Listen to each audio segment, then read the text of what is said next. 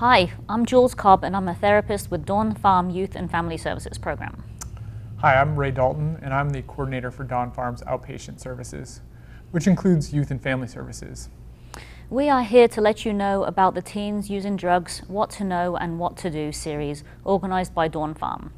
This program is a free, ongoing two-part education series designed to help participants learn to understand and identify adolescent alcohol and other drug problems, and respond helpfully and effectively when a young person may be involved with alcohol or other drugs. The program is targeted primarily to parents, guardians, and caretakers of teens, but it's inclusive of anyone interested in attending for any reason. Other family members, teenagers and young adults, parents of adults, people who work with, support or mentor teens, and students are all welcome. Parents and their teenagers and other family members often do attend the series together.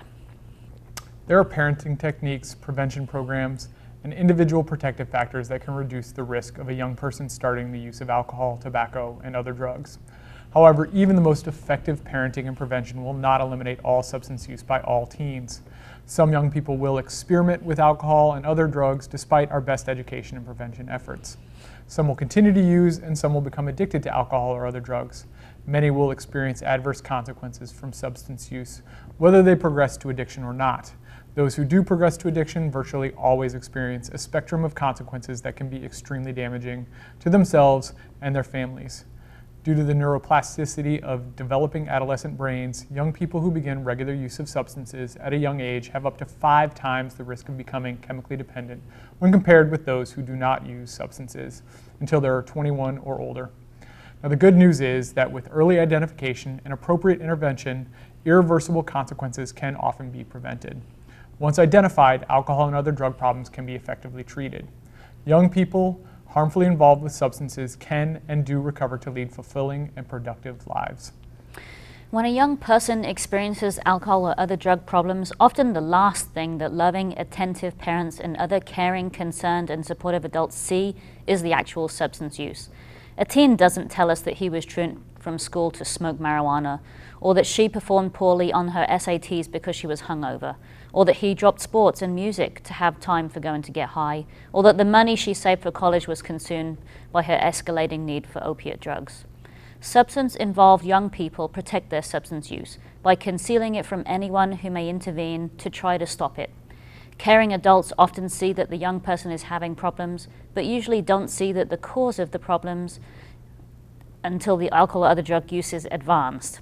However, there are signs and patterns of behaviors that can alert us to the possibility that a young person may have an alcohol or other drug problem, and there is help available. Families seeking advice and help for a teen using drugs often feel frightened, confused, frustrated, isolated, and sometimes desperate. They often don't know where to begin to find accurate answers and effective help. The Teens Using Drugs What to Know and What to Do program provides a starting point. The Teens Using Drugs series was developed in 1999 by Ron Harrison, a much loved and respected local social worker who specialized in working with adolescents and their families. Dawn Farm stepped up to continue the program after Ron's death in April 2011. Ray and I will be co-presenting this series this year. The series is co-sponsored by Dawn Farm and co-sponsored by the Ann Arbor Public Schools, St. Joe's Greenbrook Recovery Center, and the Livingston and Washtenaw Regional Coordinated School Health Network. Part 1 of this series is held on the first Tuesday of October, November, and January through June, and Part 2 is held on the second Tuesdays. All programs are held from 7:30 to 9 p.m. at the St. Joe's Hospital Education Center located at 5305 Elliott Drive in Ypsilanti. It is very informal and registration is not required. You can just come. But you are also welcome to contact us for additional information. For dates and information, please see the website www.dawnfarm.org or call Dawn Farm at 734-485-8725. And if you or someone you know may need help for an alcohol or other drug problem, contact Dawn Farm. At Dawn Farm, we treat all people of all ages with hope, competence, and compassion, with the belief that recovery is possible regardless of how difficult a situation may seem. What substances are being used or how short or long of a time period substances have been used for. Dawn Farm programs include detoxification services, residential and outpatient treatment, transitional housing, and a variety of outreach, education, and recovery support programs for adolescents and adults. We'd be happy to talk with you about what kind of help is available. Give us a call or see our website for information. Thank you.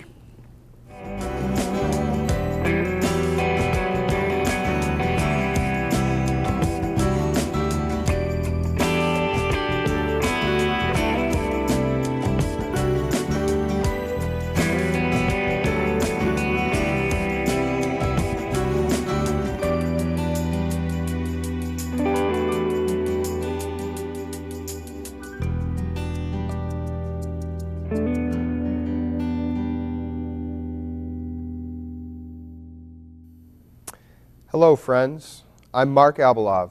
I'm a therapist with the Dawn Farm Downtown Residential Treatment Program for people with alcohol and other drug addictions. And I'm also the coordinator of the Dawn Farm Education Series. I'm here to let you know about the Dawn Farm Education Series. It's a free community education program now in its 25th year. The series provides helpful, hopeful, applicable information on addiction, recovery, family concerns, and a variety of related topics. Education Series programs are presented by both local and internationally known experts. All presentations will be held from 7:30 p.m. to 9 p.m. at the St. Joseph Mercy Hospital Education Center at 5305 Elliott Drive in Ypsilanti, Michigan. 5 of this year's programs will be preceded by a free reception from 6:30 p.m. to 7:30 p.m. No registration or sign-in is required for any of the Education Series programs, and it's very friendly and informal. The programs are designed to have broad appeal, and anyone with a personal or professional interest in any topic is welcome to attend. Free continuing education credit is provided for addiction professionals, and a certificate to document attendance is provided on request. The 2015-2016 Education Series started in September and will continue on the last 2 or 3 Tuesday evenings of the month through June 2016. We're pleased to be able to bring you several new programs and presenters this year, as well as welcome back a number of previous favorites. October is National Domestic Violence Awareness Month, and on October 20th we'll have a program, The Intersectionality of Domestic Violence, Sexual Assault, and Substance Abuse by local experts David Garvin and Barbara Neese May. This will be followed on October 27th by Navigating Grace, Sustaining Recovery Through Grief and Loss.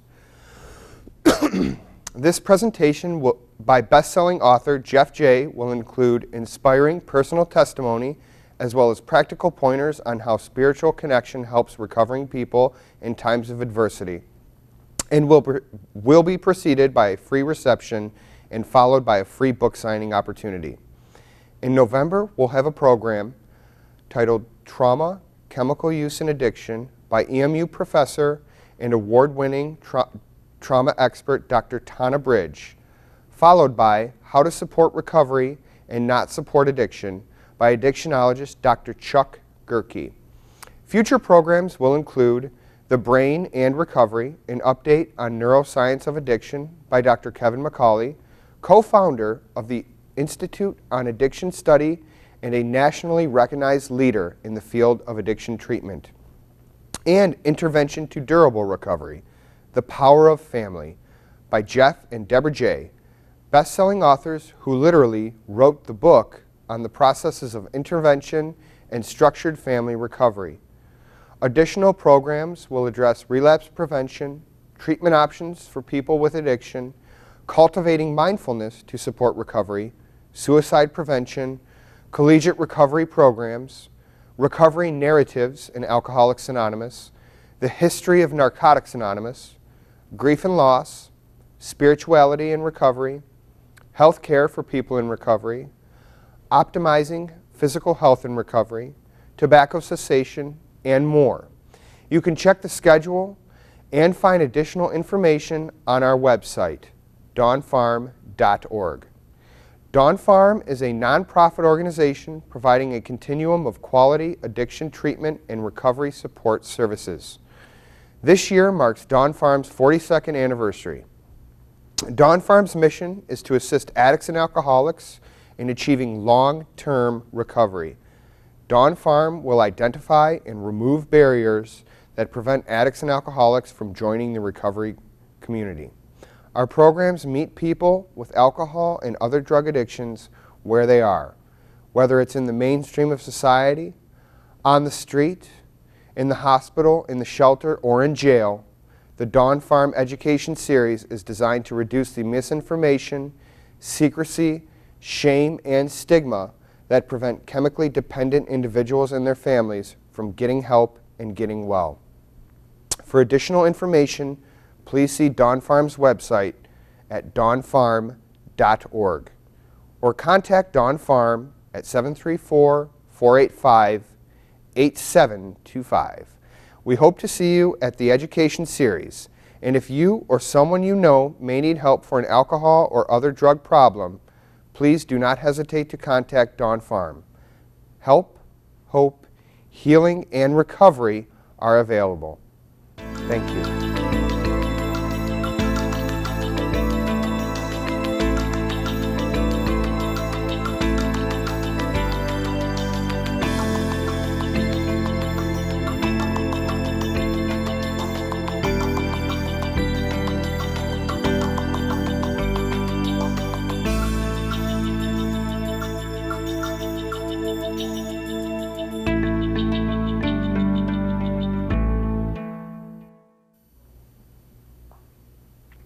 My name is Elaine Roomman.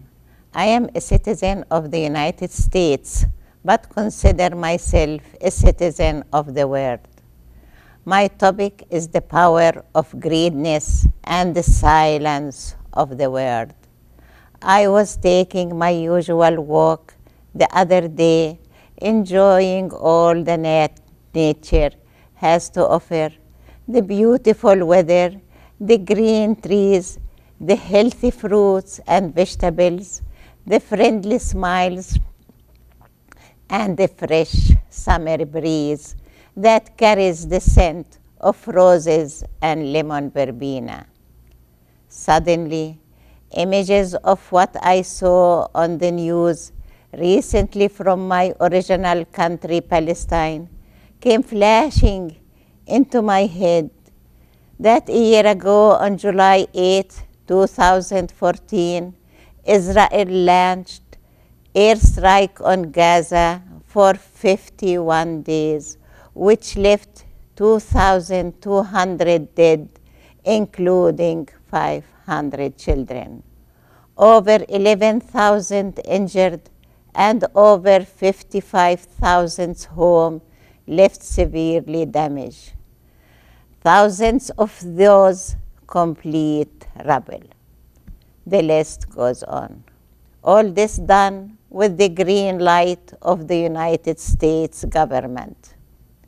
I felt the world would rush to support and help the Palestinians, but sadly the world stayed silent.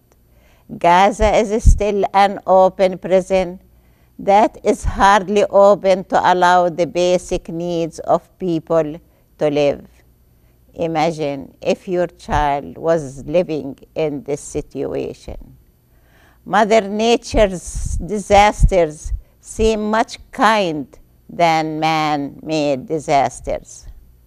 These pictures is one of the most recent heartbreaking events that happened in Palestine in the last 67 years. Now, all these tragedies are spreading all over the Arab world, but with even more ugliness, using the Daesh or ISIS, making it hell on earth. It seems that Zionist movement reached the lowest stage of the unethical, unjust, uncivilized stage for humanity. I hope these behaviors will not be extended from individuals to families to community and eventually the whole world. We have brains, but are hardly using them for improving family lives. We have sight, but we can't see the beauty of nature. I hope the broadcasters will not distort the truth. I hope the greediness of the powerful governments will come to their senses and leave Palestine for the Palestinians, and not to steal the treasures of the undeveloped Arab countries, and to improve the life of their people, to serve others rather than to self-serve, and to spread education to improve the skills of children, and to integrate values and honesty, love and compassion, so peace and harmony will be the way.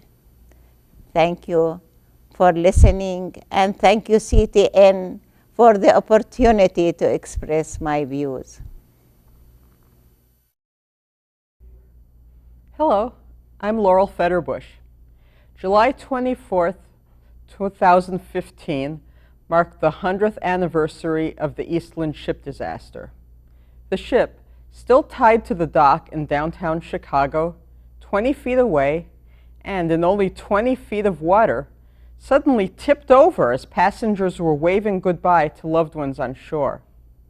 844 people lost their lives, making it the greatest loss of life in any Great Lakes shipwreck. What caused the ship to tip over like that? A number of things. Hasty construction and poor planning that made the ship ride high in the water, a top-heavy vessel that had a tendency to tilt. Recent repairs to the ship involving concrete had made the ship even more top-heavy. Ironically, safety regulations after the Titanic shipwreck made matters worse, as the ship was required to be loaded with about 14 tons of lifeboats. The final straw was when passengers on a pleasure excursion all crowded to one side to wave goodbye to those who had come to see them off. The tragedy took the lives of 22 entire families. Why is this horrifying incident not more widely known, even here in the Great Lakes state? Some people think it's because the victims were poor working-class folk, not wealthy like many of those on the Titanic. I don't know if that's the reason or not, but I just learned about the Eastland disaster a few weeks ago and was moved to write a song about it. I call this song All Aboard the Eastland. Here goes.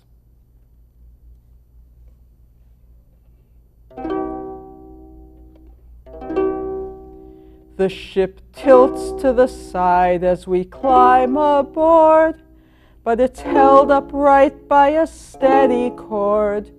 This is the finest outing we could afford, a company picnic, praise the Lord. We're all riding high, the ship is riding high, all aboard this lovely ship, the Eastland. It weighs a ton, this fancy gown, but nothing weighs my spirits down. The ship's loaded with lifeboats, so we can't drown. I need a break from this dingy town. We're all riding high, the ship is riding high, gonna sail away on the Eastland. Gotta seize the moment, for soon we die. I'm so excited that I could cry. The ship's tilting more, I don't know why. Come here, kids, time to say goodbye. Bye-bye, Daddy. We're all riding high, rising to the sky, floating up to heaven on the Eastland.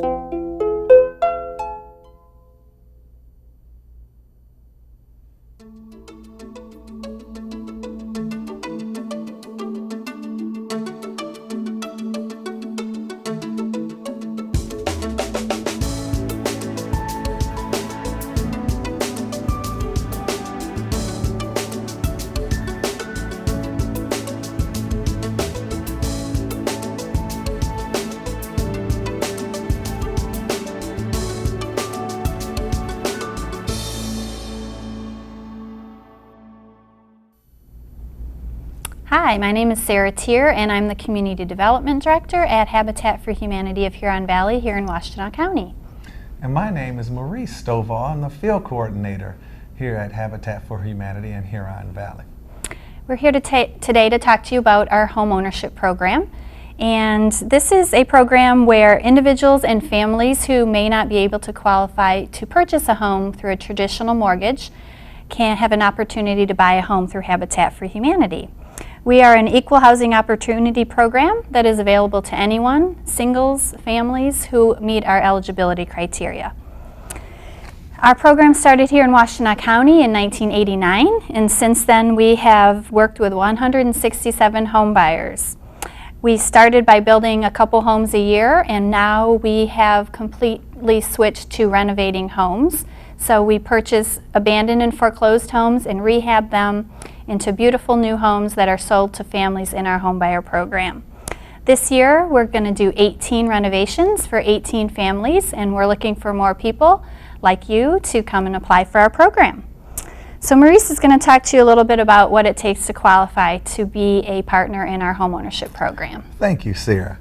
And I'd like to start off by saying I am a partner family with Habitat, so if you want to know what it feels like to go through the program, I'll be more than happy to share my experience with you. The things that we look for that are part of our qualification criteria is the need, ability to pay, and willingness to partner. As far as the need goes, we look at, are you unable to qualify for a traditional mortgage? Such was the case with myself. And one of the things I'm grateful for is that Habitat was there to make it possible for my family and I to receive a nice home. The ability to pay, and what that simply means is you must have income to support an affordable mortgage payment. I can tell you the payments are affordable for us. Going through the traditional mortgages, we would not have been able to afford the house we have now. So I'm very grateful for Habitat of providing us with that opportunity. And the way that we do that is we provide a mortgage with a 0% interest loan with no profit built in. So we take the piece of interest out of the loan payment, and that makes it affordable to our home buyers. And then finally, that last part is the willingness to partner. Having Habitat there with you throughout the entire process is so rewarding, and it makes you know that you have a support system, because sometimes things can get a little frustrating, but having people you can call, your support partner, and just say, I'm feeling frustrated today, help me. It helped make it through that entire process. And part of that partnership also includes that for everyone who is over 21 years of age or older, you're going to contribute 250 sweat equity hours. I'm glad I did it, because of doing so, I learned how to use a Sawzall for the first time, and I'm happy about that. And you can earn your hours on the construction site and also in classes and meetings that prepare you to be a homeowner, to learn home maintenance tasks, to learn financial readiness skills. So there's a lot of things that go into owning a home, and we want to make sure that you're prepared to be a successful homeowner. Yes. So how can you apply? How can you get more information? We have an intake form. That's the first thing that you would do if you're interested in our program. And you can get that form by going online. Our website is www.h4h.org. You can get it from there under the Own a Home link. You can also call our office if you don't have internet access, and we'd be happy to mail an intake form to you. The phone number to our office is 734-677-1558. Once you're approved for the home ownership program, you then, as Marie said, get a support partner, and they work with you through the entire process. It is not an immediate housing solution, so we need people to understand it's a 6 to 12 month process in order to complete your hours and to the time that you would close and purchase your home. Sounds good to me. So if you are interested in home ownership through Habitat for Humanity of Huron Valley with an affordable housing payment with a 0% interest loan, we'd encourage you to visit our website or give us a call for more information. Thank you. Thank you.